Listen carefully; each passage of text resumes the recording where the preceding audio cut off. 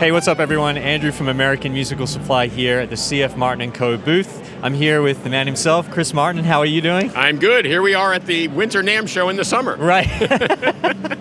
Well, you got a very unique and special instrument right here. This is serial number 2.5 million, Yes, is that it correct? is. Can you tell us a little bit about the story and about the construction of this guitar? Yeah, well, let's go back. You know, in my career, we made the millionth guitar. And when I saw that was coming up, I'm like, wait a minute, this is special. So we did something special. Well, the next thing you know, we're making the 1.5 million guitar and the 2 millionth guitar. So 2 years ago now, 2.5 years ago, my colleague said, Chris, we're coming up on 2.5 million. What do you want to do? I said, I don't know. You guys kick some stuff around. And so they kicked it around and kicked it around and kicked it around, and this is what we ended up with. You hold this for a second.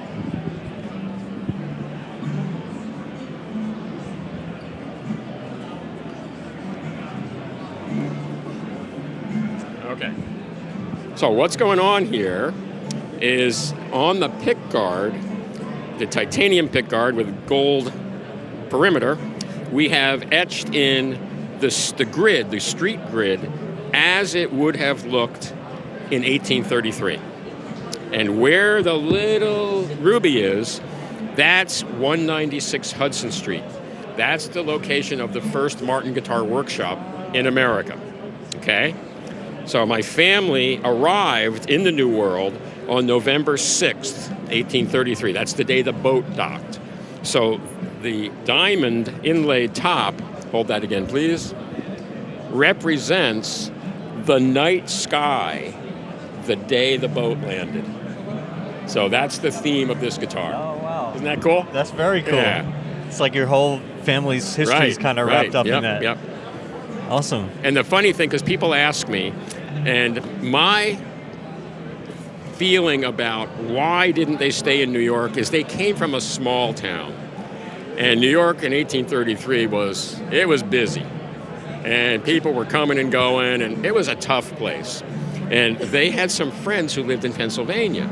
And my feeling is that at some point, Mrs. Martin went to visit those friends, came back to New York City, grabbed Mr. Martin by the scruff of the neck and said, we're moving to Pennsylvania.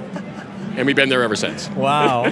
How long was, I had no idea that the workshop started in New York City. How long was it there? 1833 till 1839? 39. Then wow. They moved to Nazareth, but Nazareth was founded by a sect, a Protestant sect from Germany called Moravians. They had come over as missionaries.